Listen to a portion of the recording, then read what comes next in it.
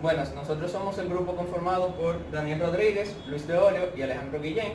Tenemos el proyecto Limpiador de heces de animales de corral, mejor conocido como LeBron Chivo. El problema que se nos propuso fue un dispositivo el cual sea capaz de limpiar todo un corral de ganado caprino. El primer paso es hacer un análisis de mercado para conocer cuáles son las necesidades que hay que cumplir para saber si nuestro dispositivo va a ser exitoso. Lo primero que tenemos es el brief.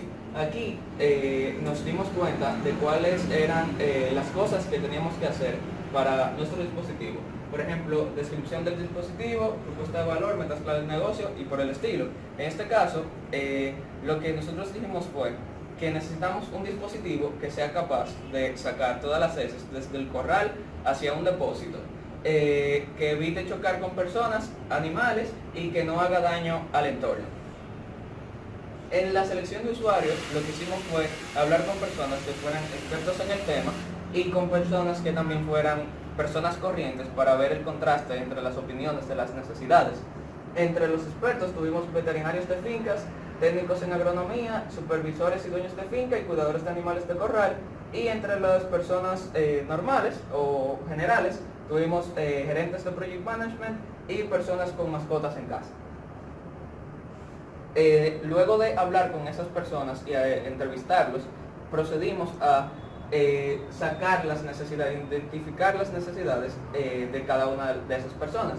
Lo dividimos en 4 tipos de necesidades: relativo al operador, al corral, a la limpieza y relativo al dispositivo. En la jerarquización de necesidades lo que hicimos fue asignarle un número del 1 al 5 a cada necesidad relativa a su importancia. Estas van de 1, que sería indeseable, o sea, un dispositivo que tenga una de estas las personas no lo quieren, y 5, que es imprescindible, que tienen que por obligación tenerlas. Okay. Una vez identificadas las necesidades que deberían de cumplirse, el siguiente paso era saber cuáles eran las especificaciones. Dentro de las especificaciones, el primer dato a definir son las métricas de nuestras necesidades. Por ejemplo, las necesidades que nosotros decidimos atacar fueron aquellas que estaban en nivel 3 y nivel 5, ya que era un dispositivo creado para las masas. Como por ejemplo, un corral sin residuos era una de las necesidades número 5, ya que esto era imprescindible en nuestro dispositivo, con una métrica de centímetro cúbico por metro cuadrado. Lo siguiente fue establecer los valores marginales, es decir, establecer un margen para el cual nuestro dispositivo aún seguía siendo funcional, aunque tuviera un pequeñito margen de error, como por ejemplo en el ya mencionado corral sin residuos, que es centímetro cúbico por metro cuadrado. Nosotros decidimos que nuestro valor ideal era 0 centímetro cúbico por metro cuadrado de suciedad una vez ya haya limpiado, y nuestro valor marginal son 8 centímetros cúbicos por metro cuadrado, es decir, una pequeña porción de cada metro cuadrado que podría quedar con un poquito de suciedad. Dentro de las clasificaciones de las métricas, lo que procedimos fue, una vez ya identificadas las métricas, nosotros las encasillamos en lo que era software, electrónico y hardware, que eran las 3 renglones funcionales que nosotros decidimos atacar. Y para al final el PDS nosotros agrupamos las métricas dependiendo de cuál era el renglón a la cual pertenecían. Cabe destacar que estas métricas están asociadas a la densidad de los animales y esto puede variar de corral a corral. Una vez ya identificadas las métricas de nuestro proyecto en el PDS, lo siguiente fue hacer la decomposición funcional de nuestro proyecto para ver cuáles eran las funciones a las cuales deberíamos de atacar. Lo primero a realizar fue el Black Box Diagram, en el cual nosotros identificábamos tanto en cada uno de los renglones, energía, hardware y software, cuáles eran las entradas y cuáles eran las salidas. Por ejemplo, en el de energía entraba energía eléctrica y salía calor, vibración y ruido. En el PFD, Process Function Diagram, lo siguiente que se hizo fue, cada uno de los sistemas que íbamos a trabajar, se hicieron una descomposición un poquito más específica. Como por ejemplo, el sistema de energía entraba energía eléctrica, salía calor, vibración y ruido, pero aparte de eso, dentro de nuestro programa, de nuestro dispositivo salía energía procesada. En el FDD, que ya es un poquito más complejo que el anterior, se hacía una descomposición más específica de nuestros programas haciendo una descomposición como energía eléctrica. Se recibía la energía, se transformaba la energía. Paralelo a esto, se generaba vibración, ruido y se disipaba el calor y se almacenaba energía y se entregaba la energía a los procesos. Así con cada uno de los siguientes sistemas. Y para el FDD2 lo que se hizo fue integrar cada uno de los sistemas que se obtuvieron dentro de hardware, software y energía. Las alternativas y los conceptos que procedimos a hacer fueron de nuestro resultado del FDD2. Como por ejemplo, las alternativas que nosotros obtuvimos para las funciones principales fueron las siguientes. Para poder reducir la cantidad de conceptos que teníamos, procedimos a hacer el paso de selección de conceptos, el cual consta de 3 procesos que son el screening, el scoring y el testing para poder elegir el concepto ganador. En el screening lo que se procede a hacer es alinear todos los conceptos y tomar un concepto que sería el concepto 0, que es nuestro concepto principal, y comparar los demás conceptos a ese, poniendo 0, 1 o -1, dependiendo si el concepto es mejor o peor. Esta es una continuación de nuestro screening. Para el scoring lo que se hace es lo siguiente. En el screening se eligen 15 conceptos y en el scoring lo que se hace es se toman unos factores y se le pone una importancia.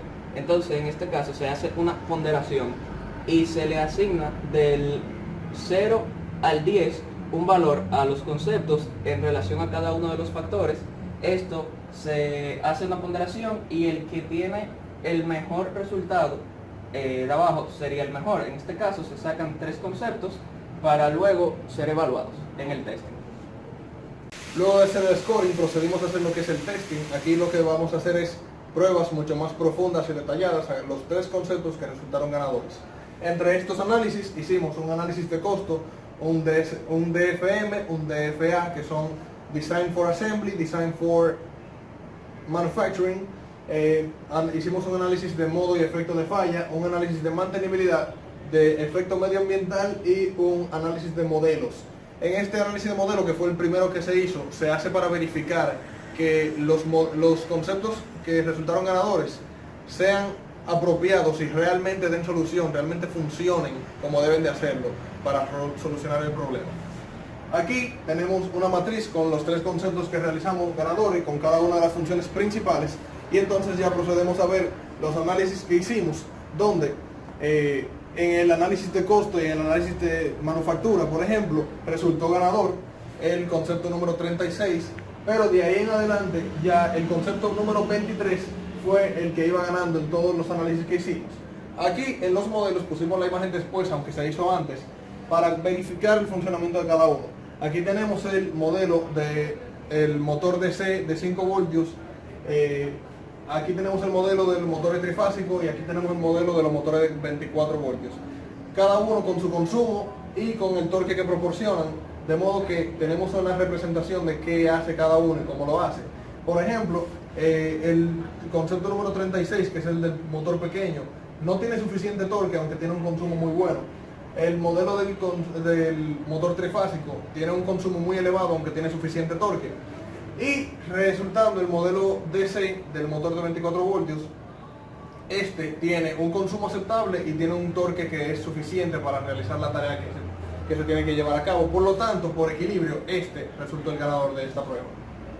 Entonces ya tenemos una infografía de todas las tecnologías que se iban usando en las funciones principales, como eran movimiento, procesamiento, identificación, limpieza y energía, donde podemos ver cómo iban pasando cada una de las tecnologías en el screening, en el scoring y en el testing, qué iba quedando en cada uno, cuáles eran las tecnologías más predominantes en cada uno. Entonces ya procedimos a lo que era el diseño del dispositivo, el último paso antes de la manufactura, donde hicimos un esquema del producto donde conectamos todas las funciones principales y cómo se hacen los análisis, cómo se va pasando la energía entre ellos. Luego procedimos a segmentarlo entre tarjeta de potencia, tarjeta lógica, actuadores, sensores y el chasis, para ver cómo se vería ya en parte física esto. Llegamos a lo que era el diseño del dispositivo, donde tenemos la disposición geométrica, donde cada uno de los bloques iba tomando su puesto, donde podemos ya verificar las interacciones entre cada uno de ellos, y la estandarización de los componentes. Esta estandarización se logra para evitar la mayor cantidad de manufactura posible. Así tenemos piezas más fáciles de conseguir y piezas que se le puede dar mantenimiento más fácil. Tenemos lo que es la integración del dispositivo. Aquí vemos cómo van conectados los dispositivos para tener una idea ya más clara de cómo va a funcionar. Y tenemos ya los diagramas CAD del proyecto completo, donde podemos ver lo que fue el resultado final.